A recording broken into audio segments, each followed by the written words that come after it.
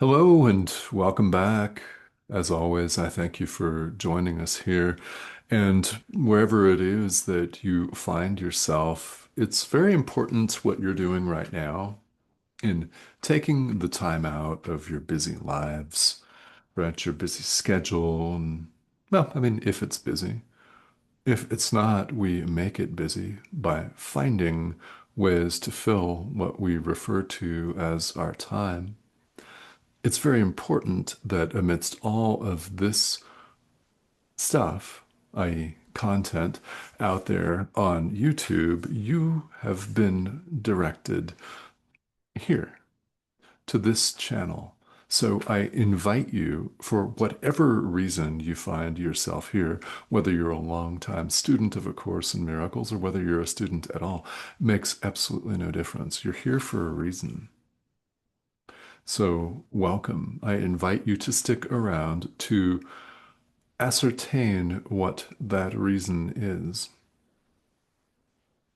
I don't know, but there is a message from the Holy Spirit for you, and He is the one that has directed you here. What you're looking at on your screen is absolutely nothing special at all.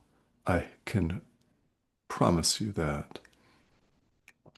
What we're looking at is the form of a messenger, really, for lack of a better term, a conduit, a tool. How about that? Yeah, just a tool, a nice power tool, right? It's a form that we're familiar with. A dude, a middle-aged dude. Can't get more basic or common than that. So it's a form that we can relate to. And you may think, well, dude, I can't relate to you. Okay. What's wrong with that? Right? There's, if it's a form that we're familiar with, so that we find ourselves, should you choose to continue watching, paying attention not to the form of the message or the messenger, but to the content, what it says, what it means, and how it speaks to you directly with a message for you. This is one of the fundamental ideas in A Course in Miracles. It is that it emphasizes the content, not the outward form. The outward form could be a different person delivering a message on YouTube or live in a seminar or a podcast or a workshop or whatever, right? Could be any number of different outward forms. The message is the same. So thank you for joining us. That is not the end.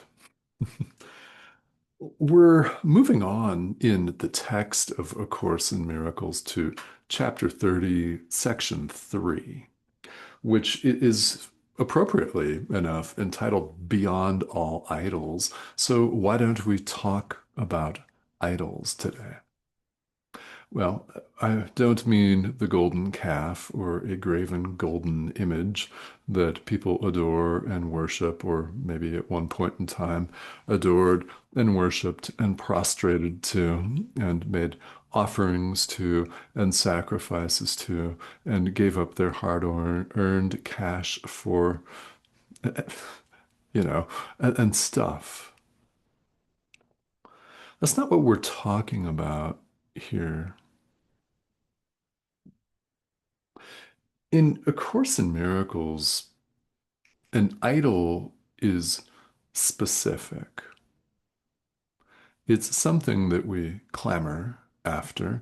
It's something that we are deeply attached to and hanker after and maybe try to pursue or venerate. And it's simply a limit. What? Yeah, it's a limit. Idols are limits. So what do we mean, a limit? Well, your will is limitless. I promise you. You know it's true. Your will is limitless.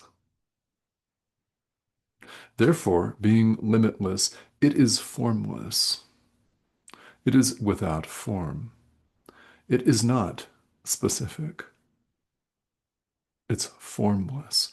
And an idol is very specific and is based on this idea of form. So when we're hankering after an idol and pursuing an idol, we're pursuing what looks to be a concrete object to us. I mean, it could be a golden calf that maybe actual solid gold. I don't know. Yeah. Or maybe it's gold plated and hollow on the inside, right? Worshipping nothing? Hmm. Right? Or maybe it's another person that's the idol, someone you're lusting after, maybe someone you wish to form an intimate personal relationship with, a hot bod or something. For example, it could be a job that you're after, or a car, or a home, or a boat, or something in this world. It could even be intangible, such as prestige, political power, and clout, cachet, all of them ideas that we make into something specific, right?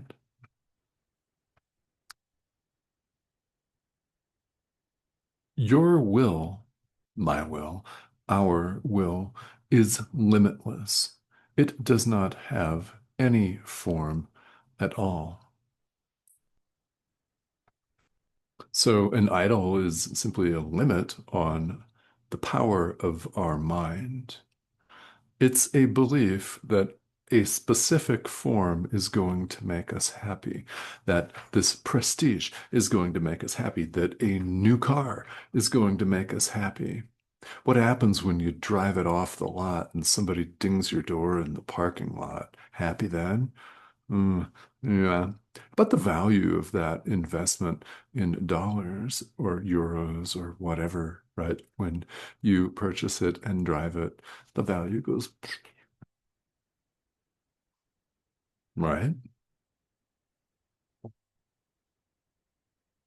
This course is getting us to think about where we place our attention and awareness. I mean, we do all of this valuing of idols all of the time, hence the repetition, and hence why we need, really need, a conversation such as this one, for sure. I mean, it's the belief that something specific is going to bring us happiness. It's a belief that this hot bod that we're lusting after, to follow with that example and keep our attention. Yeah. To think that that hot bod, this hot person that you're hankering after, is going to bring you happiness. Well, maybe temporary, maybe a weekend or whatever. I don't know, right? But we think that these idols are going to deliver us the peace of God. Lusting after a form, slobbering after a form like dogs, because that's what we do. I mean, it is not flattering. So what? This is not designed to be flattering. This is not rainbows and unicorns, by the way. If you want to awaken, you may wish to continue to pay attention. Awakening is going to involve more than rainbows and unicorns, isn't it? As we take adult, grown-up responsibility for our entire experience. Yes, even including the things that you'd rather set to the side or hide away for a later day. Mañana, mañana, mañana. Mañana does not exist. Only right now will you choose to bring darkness to the light. Light shines it away. You know that deep down.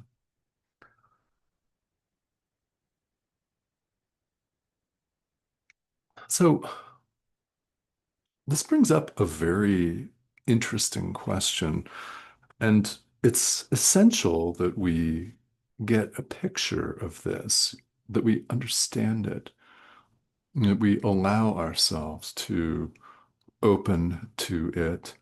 Because when we want an idol, when we want prestige or a new car, a new home, right, a new lover, yeah, things like that, when we want all of that, it's not the idol, the form itself that we're really looking for, is it? Certainly not. It's not a compound body of flesh and blood that's 80% water and assembled in a way that catches our attention. That's not what we're looking for, is it? So, what is it then that we're looking for in our greedy search for idols and our attachment to all of these forms, whatever the form may be? What is it that we're really looking for? Well, what we're doing here is we're yearning. We're deep down longing for a sense of wholeness and completion. Wholeness and completion, the peace of God.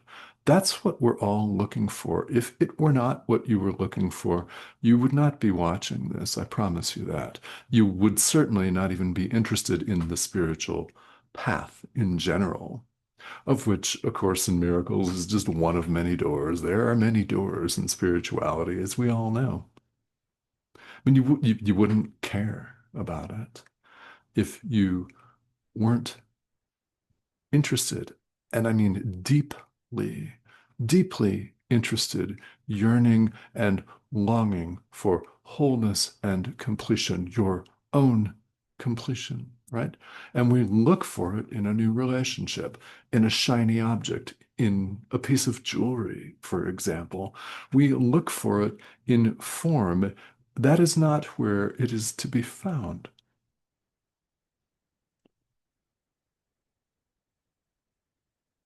We will to be complete and whole. Wholeness is not to be found in specificity. It's formless. God is formless. And here in chapter 30 of the text, section 3, paragraph 4, comes the often quoted line, God knows not form. God knows not form. God is limitless, complete, and whole. His will is our will. You heard that right. You know it's true. God's will is your will. Your will is completion and wholeness. It is not to be found in what looks like a separate outward form. Your will to be complete is God's will.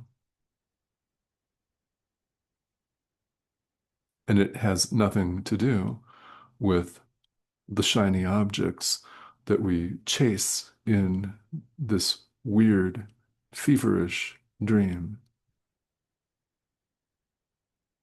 Okay, well, if you're just joining us for the first time, welcome to A Course in Miracles. Yeah.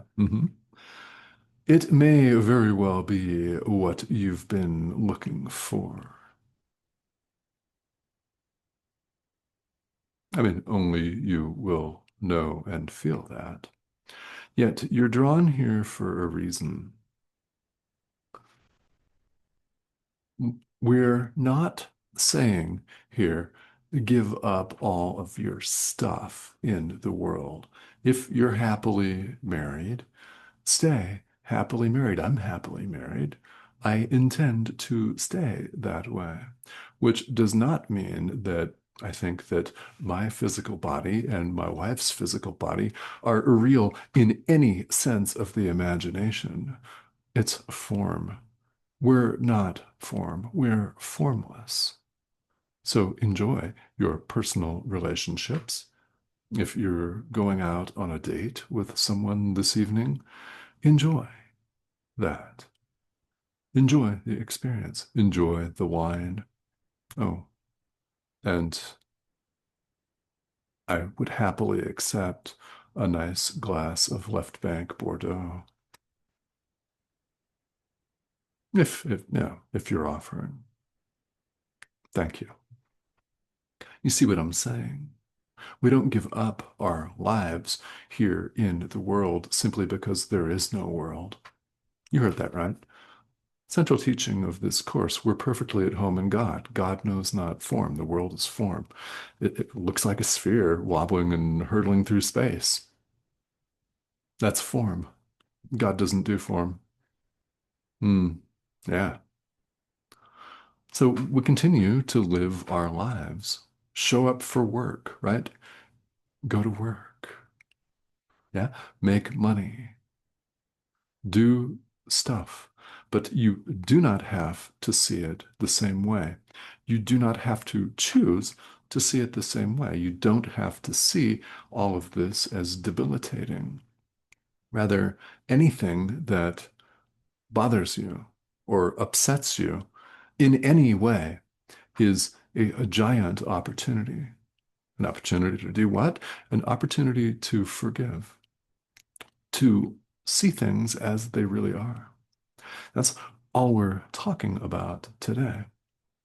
We're yearning, longing for our own completion, and we are complete.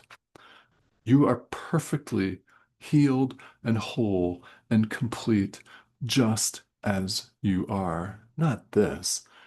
This isn't perfectly healed and whole and complete. It doesn't last. It's perishable, isn't it?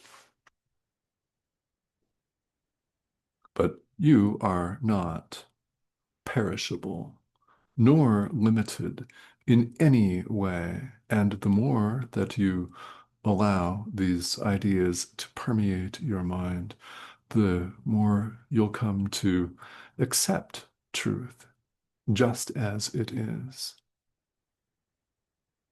So enjoy that glass of wine for me, will you? Please. Thank you. Pauillac is nice, or if you've got Marco or Grave or I don't know, Medoc or Medoc, he said. I don't know. Those would all be most lovely.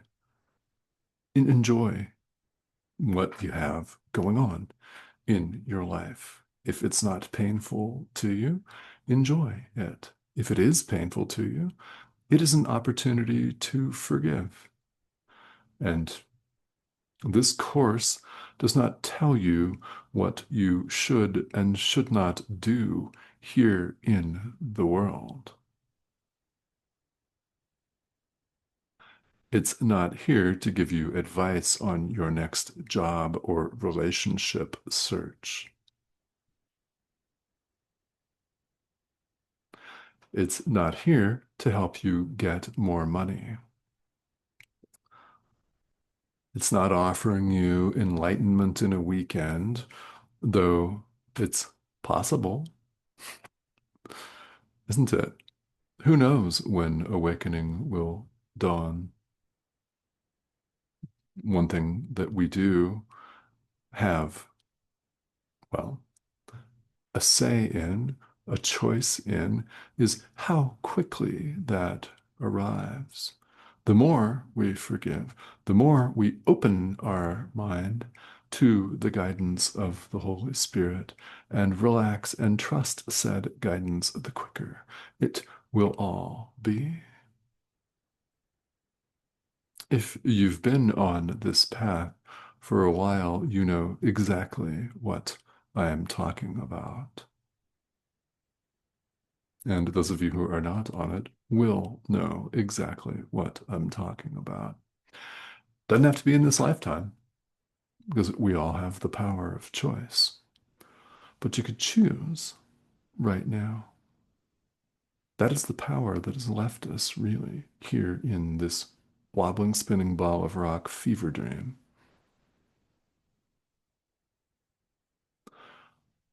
We could choose light instead of darkness, the Holy Spirit instead of the ego, life instead of death. Yes, that's true, and not dramatic at all. We could choose this right now. So I hope that listening to this message over the past few minutes has helped you in some way to do just that, to open your experience up to our inner teacher, the Holy Spirit, and give it over to Him. All right. Thank you, as always, for joining me. If you have not yet subscribed, I'd love to have you do that. Please go ahead and join us. That prompt is over here, this thing, that arrow that's been up for a while in the corner of your screen is the prompt. Click it and join us. And please feel welcome as well to ask questions if you've got them. This course is, it doesn't mess around. It tells it just like it is. You deserve nothing less, by the way. So could you choose to settle for less? Yeah, if you want to, but you don't have to. All right. So thank you for joining me.